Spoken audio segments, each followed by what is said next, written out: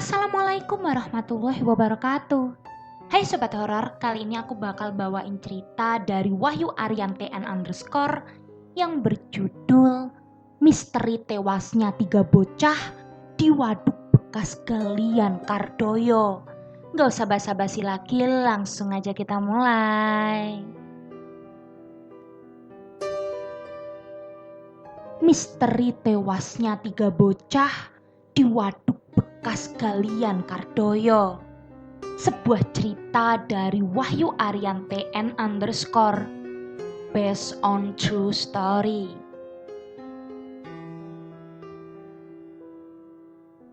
Saya akan menceritakan kisah haru sekaligus menakutkan yang terjadi dan sempat menghebohkan banyak warga, khususnya di Lampung di awal tahun 2020.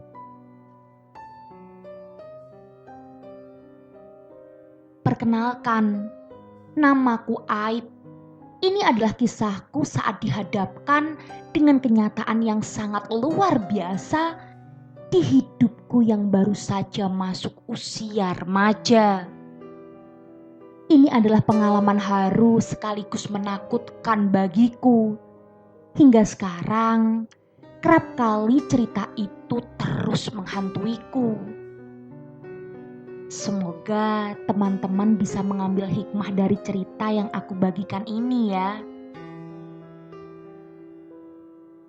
Cerita ini berawal saat temanku yang bernama Putra, Novan dan Imam dengan 4 orang lainnya bernama Andi, Bagus, Dede dan Restu. Mereka pergi ke waduk bekas galian tanah Kardoyo yang berada di kampung Kecapi dengan tujuan hendak memancing. Tapi saat tiba di sana, Putra, Novan dan Imam memiliki pikiran baru. Mereka bertiga ingin berenang juga di sana. Lantas mereka mengajak 4 orang teman lainnya untuk ikut berenang dengan mereka.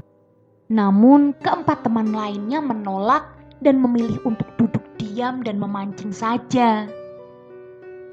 Tanpa berpikir lama, satu persatu dari mereka bertiga mulai menceburkan dirinya ke air. Suara mereka bertiga saat melompat ke dalam waduk yang memiliki kedalaman kurang lebih 3-5 meter itu sangatlah mengasyikkan. Keadaan yang semula normal tiba-tiba hening dan juga mencekam sesaat setelah mereka bertiga lompat dan masuk ke dalam waduk itu. Putra, Novan dan Imam seketika menghilang di dalam air dan tak muncul lagi.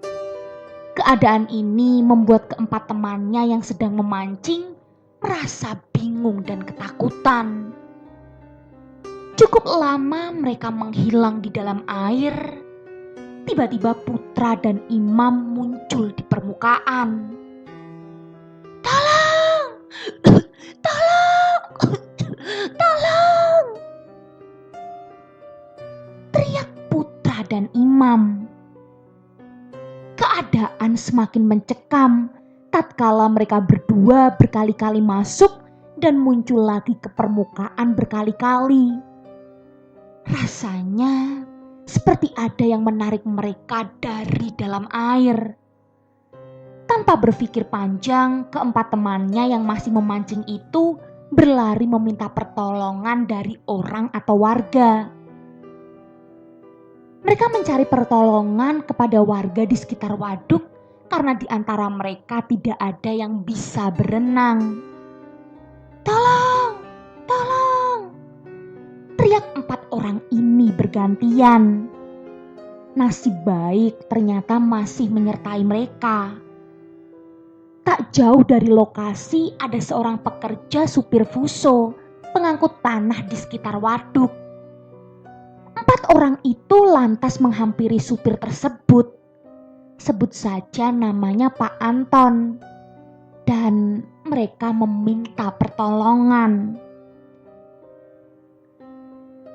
Sayangnya Pak Anton tidak begitu mempercayai ucapan mereka berempat. Tapi lama-lama Pak Anton ini luluh karena melihat raut wajah keempat bocah itu yang sangat ketakutan.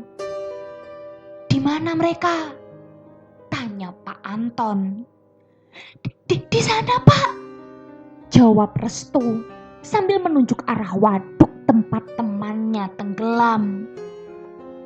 Sesampainya di lokasi, mereka dikagetkan dengan kemunculan tubuh Novan yang sudah mengambang di permukaan air. Sementara Putra dan Iman tak terlihat lagi. "Aduh, saya nggak bisa berenang, Nak," terang Pak Anton yang baru memberitahu kalau dia tidak bisa berenang.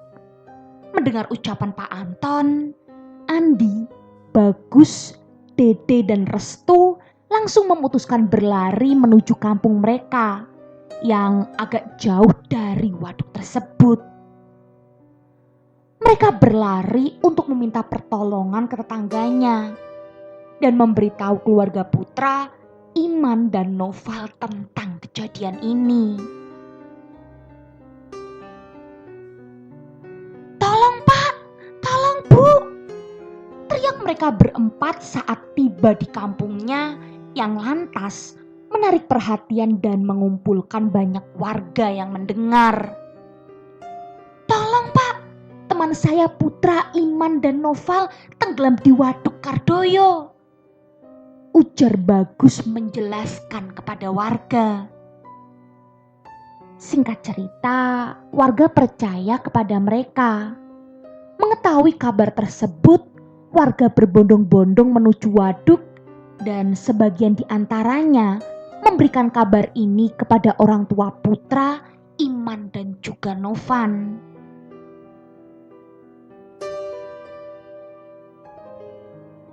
Sesampainya di waduk, Kining, pemuda kampung, tanpa menunggu aba-aba langsung melepaskan bajunya dan melompat ke dalam waduk untuk menolong Novan. Karena hanya Novan yang tampak di permukaan. Sementara Putra dan Iman, entah, kami belum mengetahui di mana mereka berdua. Saat dibawa Kining ke tepi, Novan sudah dalam keadaan meninggal dunia dengan wajah pucat dan tubuh yang kaku. Tak lama, polisi dan tim SAR turut hadir membantu mencari keberadaan Putra dan juga Iman.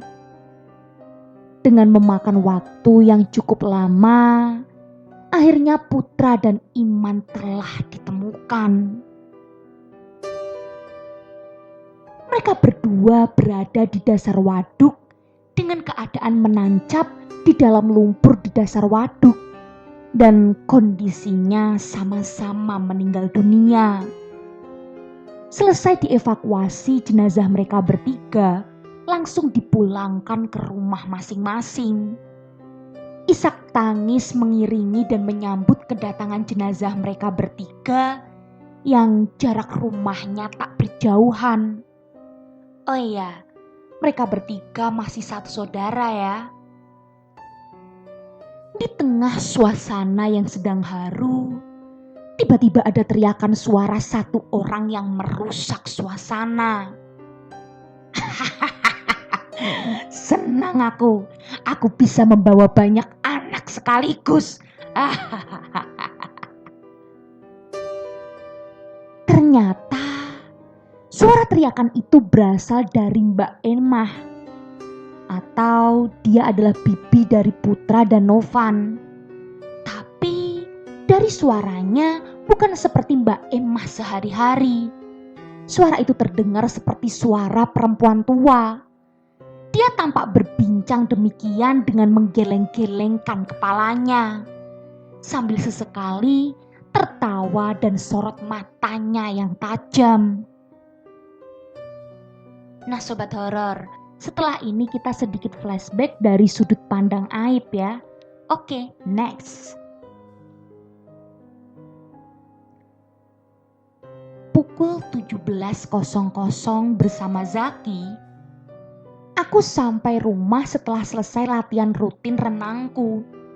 Belum juga aku masuk rumah, Bi Amna, bibiku, datang menghampiri kami berdua.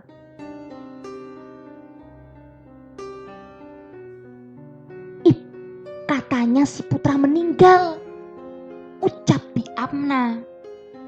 Aku yang masih belum menyadari kabar tenggelamnya Putra sontak menanyakan, "Putra siapa, Bi?" tanyaku. "Putra Kak Fakel, temanmu," seru Bi Amna lagi. Setelah itu Bi Amna kembali menjelaskan bahwa Putra meninggal karena tenggelam saat memancing dengan Iman dan Novan, dan mereka meninggal semua. Secara cepat kabar tenggelamnya Putra, Iman dan Novan sudah menyebar luas, bahkan hingga di berita online. Saat waktu akan maghrib, Zaki pamit pulang. Aku pun mengantarnya hingga di depan rumah. Di ujung jalan, tampak motor bapakku dengan 3 orang yang diboncengnya. Ada Wati sepupuku di depan, ibu di belakang, dan satu lagi anak laki-laki yang tak jelas aku melihatnya. Tapi sesampainya di depan rumahku, aku hanya melihat bapak, ibu, dan Wati. Kemana Nafis? Mungkin aku salah lihat, pikirku. Aku lihat wajah ibuku yang murung memelas. "Ibu kenapa?" tanyaku. "Ibu gak kuat melihat jenazah mereka bertiga, Nak," jawab ibuku. Ternyata ibuku sudah mengetahui dan melihat ke sana, pikiranku. Allahu Akbar, Allahu Akbar. Azan maghrib berkumandang. Nah sobat horor, flashback dari sudut pandang Aib selesai sampai di sini. Sekarang kita kembali ke alur awal ya. Oke, next. Saat hendak bersiap sholat, aku yang sudah lama peka bahkan sedikit mampu berkomunikasi dengan makhluk gaib, kembali merasakan bahwa gerak-geriku seperti ada yang mengikuti. Dan benar saja, ada seperti sosok anak laki-laki yang mengawasiku. Hingga saat aku memulai sholat, perasaanku masih merasakan keberadaannya. Aku yang terus berusaha menjaga diri akhirnya tumbang, dan tubuhku kerasukan dengan setengah sadar. Aku menangis, merengek, hingga terdengar sampai ke telinga bapak yang ada di ruang tamu. Nah sobat horor, setelah ini kita dari sudut pandang bapak ya. Oke, lanjut. Mendengar suara tangisan dari kamar Aib, aku pun menghampirinya ke dalam kamar. "Ib, kamu kenapa, Ib?" tanyaku menghampiri saat menyadari Aib menangis. "Kek, tolong Emput. Emput takut ada orang jahat. Emput gak mau mati. Emput gak mau mati." Keluar ucapan dari mulut Aib yang membuatku terkejut. Perlahan, aku mengetahui bahwa anakku kerasukan arwah atau sosok Putra, temannya yang tewas tadi, karena ia menyebut dirinya sebagai Emput dan memanggilku sebagai Kek, persis seperti Putra yang memanggilku kakek semasa hidupnya. "Kenapa, Put? Kenapa Emput bisa seperti ini? Apa yang terjadi?" ucapku kepada Putra yang ada di tubuh Aib. "Gak tahu, Kek. Emput cuma berenang saja. Lalu Put gak merasakan apa-apa lagi," ujar Putra dengan terus menangis. Setelah ucapan itu, Aib kembali sadar dan aku memintanya melanjutkan sholatnya.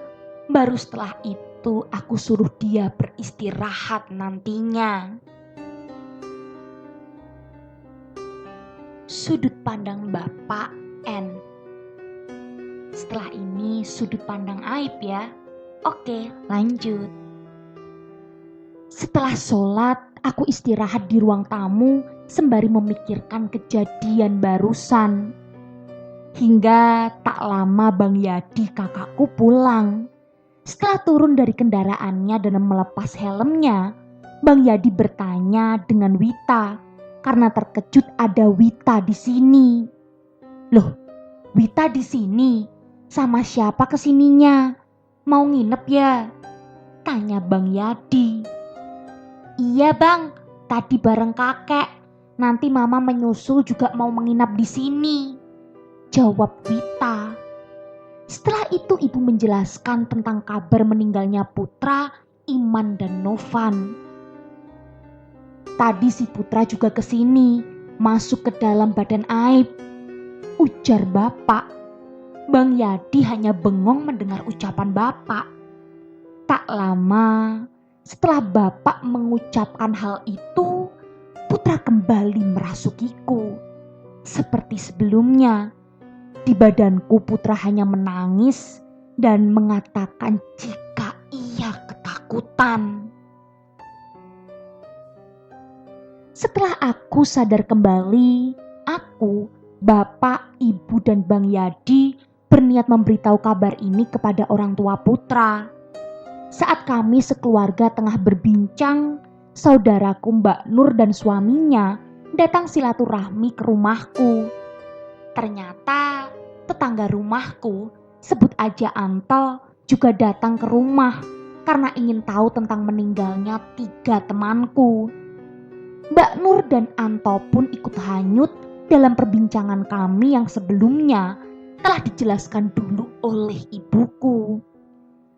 Karena kami semua masih dibuat penasaran oleh Putra, aku pun berniat menghadirkan Putra lagi agar kami bisa mencari informasi sekaligus tujuan Putra kemari.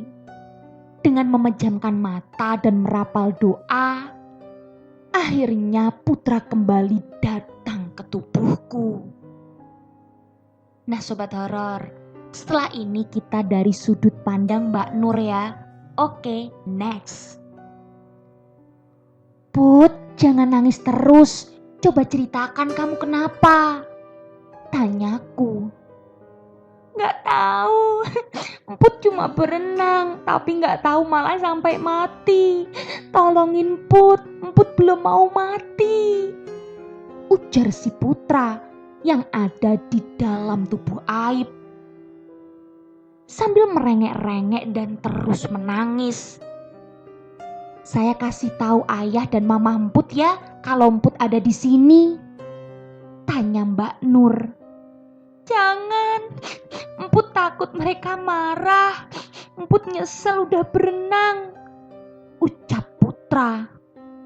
Gak bakal dimarahin. Ayah dan mamahnya Emput sayang sama Emput. Emputnya jangan nangis ya. Mbak Nur memohon agar Putra tak terus-terusan menangis. Kenapa Emput malah kesini?